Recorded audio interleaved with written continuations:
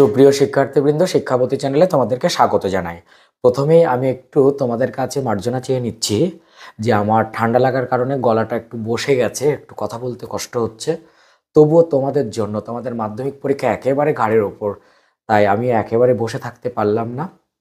তোমাদের suggestion provide করতে হবে, এই দায়বদ্ধতা আমার মাথায় আছে। কাজেই একটু কষ্ট করে তোমরা শুনে নাও, আমিও যেমন কষ্ট করছি তোমরা একটু কষ্ট করে শুনে নাও। প্রথম থেকে শেষ পর্যন্ত দেখো আজকে কি দিচ্ছি এই ভিডিওর মধ্যে। আর ভালো লাগলে অবশ্যই একটা লাইক করে দিও, কমেন্ট করতে একদম ভুলো না, বন্ধুদের মধ্যে একটু শেয়ার করে দিও। আর যারা নতুন তারা অবশ্যই চ্যানেলটি সাবস্ক্রাইব করে পাশে থাকা বেল আইকনটি প্রেস করে রেখো, তাহলে সাজেশনগুলো পেতে তোমার সুবিধা হবে। তুমি 2024-এর মাধ্যমিক পরীক্ষার্থী তো, তাহলে ভূগোলে তোমাদের একেবারে লাস্ট চ্যাপ্টার আছে যেটি উপগ্রহ চিত্র ও ভূবৈচিত্র্য সূচক মানচিত্র। এই চ্যাপ্টার থেকে কিন্তু তোমাদের 8 নম্বর থাকে টোটাল 90 মার্কসের রিটেনে। সেখানে 8 নম্বরের 5 মার্কস কিছু থাকে না, একটা 3 করতে হয়, দুটো 3 দেওয়া হয়, আর একটা 2 করতে হয়, দুটো 2 দেওয়া হয়। 1 নম্বরের এমসিকিউ আর 2 নম্বরের এসএকিউ। ক্লিয়ার? তাহলে 1 এমসিকিউ, 2 এসএকিউ, 3 শর্ট হয়ে গেল। একটা 2 করতে হয়, দুটো থাকে অথবা থাকে মাঝখানে, তাহলে 2 গেল, 3 আর 2 5। একটি 3 করতে হয়, দুটো দেয় মাঝখানে অথবা থাকে, একটি করতে হয়।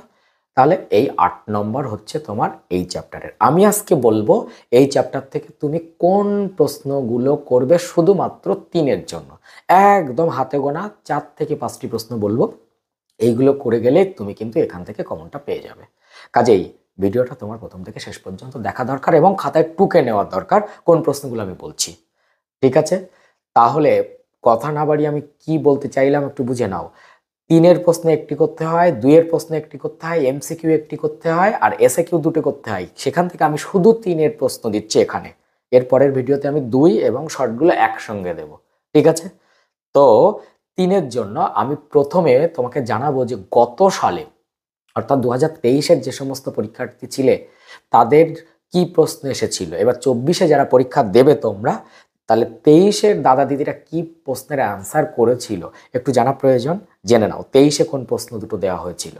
দূর সংবেদন ব্যবস্থার গুরুত্ব লেখো, এটা এসেছিল।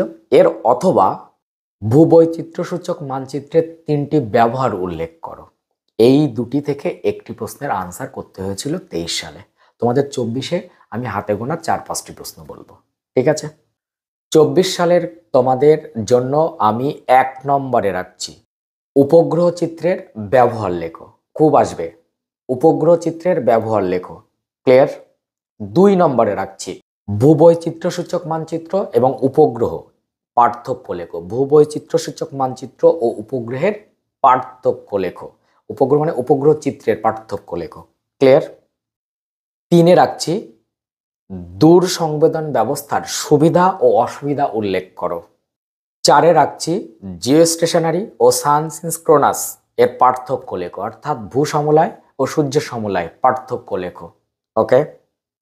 5 নম্বরে রাখছি সেন্সর কাকে বলে, সেন্সরের শ্রেণীবিভাগ করে তাদের সংক্ষিপ্ত পরিচয় দাও। ঠিক আছে? একটি প্রশ্ন, 5টা বেশি হয়ে যাচ্ছে একটি প্রশ্ন, তাই আমি একটি প্রশ্ন চাপিয়ে দিচ্ছি। 6 নম্বরে ভূবৈচিত্র্যসূচক মানচিত্রের ব্যবহৃত স্কেলগুলির সংক্ষিপ্ত পরিচয় দাও। এই 6টির মধ্যে উপগ্রহ চিত্রের ব্যবহার কিন্তু আসছে, এইভাবেই পড়ো। তো পরের ভিডিওতে দেখা হচ্ছে, তত সময়ে তোমরা এইগুলো রেডি করে নাও। আমরা ভূগোল, বাংলা, ইতিহাসের সব সাজেশন ছোট ছোট ছোট পার্ট এবং শেষে গিয়ে একসঙ্গে একটা পার্ট আমি দেব। তো ভালো থেকো, টাটা।